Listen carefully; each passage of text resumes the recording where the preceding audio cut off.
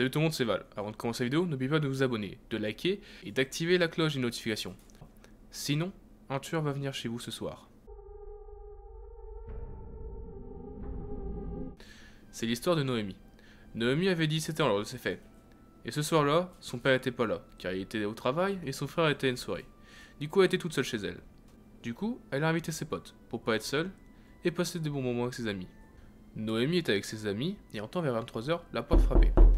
Au début, elle s'inquiétait pas car elle pensait que c'était son frère. Mais elle ne pensait pas que c'était son frère car il ne rentre rarement à cette heure-là. Il rentre plutôt vers 3 ou 4 heures du matin. Après 1 ou 2 minutes, il y a toujours un bruit devant la porte.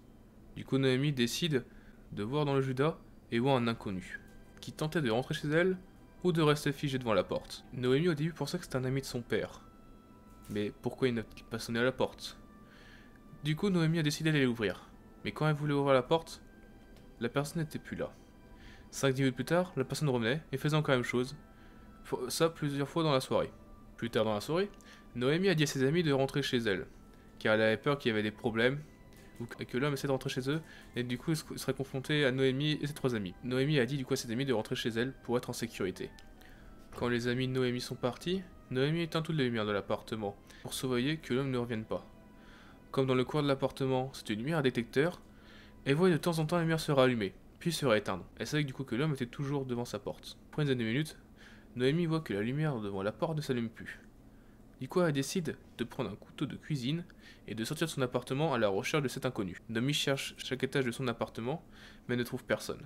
Elle va à l'extérieur, elle ne trouve toujours personne. Quand Noémie est retrouvée devant son appartement, elle a vu que la porte était entrouverte. Noémie ne savait pas quoi faire, entre rester dans l'appartement ou aller à l'extérieur. Du coup, ce qu'elle a fait, c'est qu'elle a pris son couteau en main et est rentrée directement dans l'appartement. Tout l'appartement était fouillé de fond en comble. Les portes ouvertes, tiroirs ouverts, tout.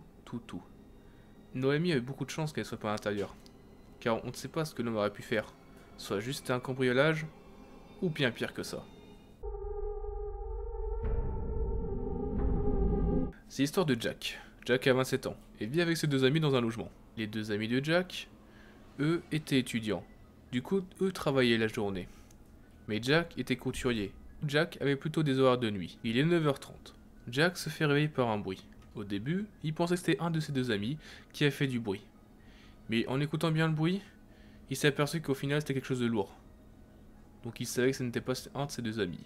Puis il entendit encore d'autres bruits. Et il entendait en même temps quelqu'un ouvrir les portes. D'un coup, la porte de Jack s'ouvre tout doucement. Quand l'homme a ouvert la porte, il a vu directement Jack. Jack a crié.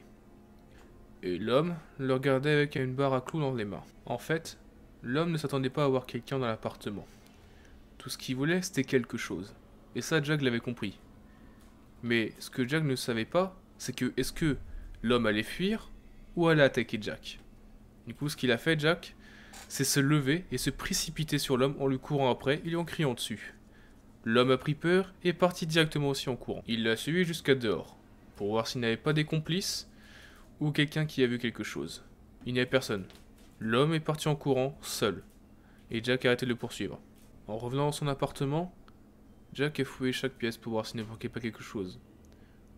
Au début, il pensait avoir perdu quelque chose, d'électronique, quelque chose qui a de la valeur. Au final, il n'a rien perdu. Mais il a vu un sac. Dans le sac de l'homme, il y avait plein d'outils pour enlever le parquet. Mais Jack ne savait pas ce qu'il y avait en dessous. Du coup, il est parti directement voir le propriétaire de l'appartement.